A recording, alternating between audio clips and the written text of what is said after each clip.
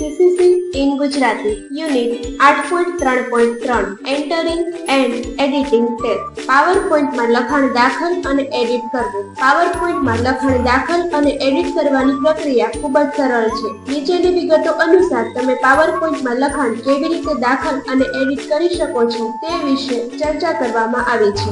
1. લખાણ દાખલ કરવું. સ્લાઇડ પસંદ કરો. પહેલી સ્લાઇડ અથવા અન્ય કોઈ પણ સ્લાઇડ પર ક્લિક કરો જેમાં તમે લખાણ એન્ટર કરવા માંગો છો. ટેક્સ્ટ બોક્સ પર ક્લિક કરો. દરેક સ્લાઇડ પર એડિટ કરવા માટે એક ટેક્સ્ટ બોક્સ આપમેળે દેખાય છે, જેમ કે ટાઇટલ સ્લાઇડમાં. આ બોક્સમાં ક્લિક કરો અને લખવાનું શરૂ કરો.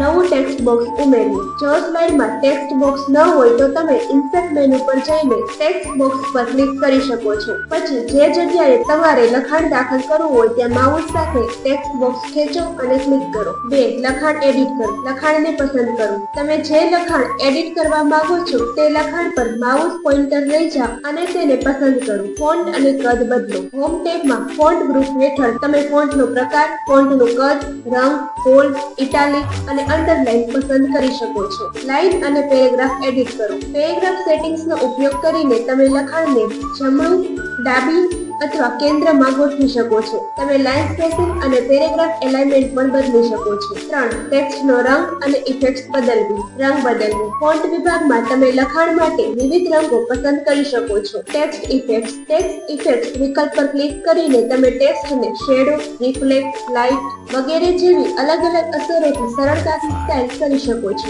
લખાણનું ફોર્મેટિંગ. બુલેટ પોઇન્ટ્સ અને નંબરિંગ. જો તમારે લિસ્ટ બનાવવું હોય તો હોમ ટેબમાં બુલેટ્સ અથવા નંબરિંગ વિકલ્પને પસંદ કરો. લિંક ઉમેરવી. તમે લખાણ પર હાઇપરલિંક ઉમેરવા માટે તે લખાણને પસંદ કરો અને ઇન્સર્ટ મેનુમાં લિંક પર ક્લિક કરો. 5. લેખન માટે કીબોર્ડ શોર્ટકટ્સ. બોલ્ડ માટે Ctrl+B, ઇટાલિક માટે Ctrl+I, અંડરલાઇન માટે Ctrl+U અને ડિલીટ કરવા માટે કીબોર્ડ પરની ડિલીટ કી પ્રેસ કરો. 6. લખાણને ગોઠવવું. Line break. એક લાઇનની અંદર નવી લાઇન શરૂ કરવા માટે Shift+Enter કી દબાવો. Line spacing. પેરેગ્રાફ વિકલ્પમાં તમે લાઇન સ્પેસિંગ 1.0, 1.5 અથવા 2.0 પર સેટ કરી શકો છો. 7. લખાણ આપોઆપ સમાયોજિત કરવું. ઓટોફિટ. જો તમે ટેક્સ્ટ બોક્સમાં વધુ લખાણ એન્ટર કરી રહ્યા છો તો ઓટોફિટથી ટેક્સ્ટ બોક્સ આપોઆપ ટેક્સ્ટને અનુકૂળ થઈ જશે. ટેક્સ્ટ બોક્સ પર જાઓ અને ઓટોફિટ વિકલ્પને પસંદ કરો. સારાંશ. આ રીતથી તમે પાવરપોઈન્ટ પ્રેઝન્ટેશનમાં સરળતાથી લખાણ દાખલ અને એડિટ કરી શકો છો, જે તમારા પ્રેઝન્ટેશનને વધુ આકર્ષક અને અસરકારક બનાવશે. Thank you.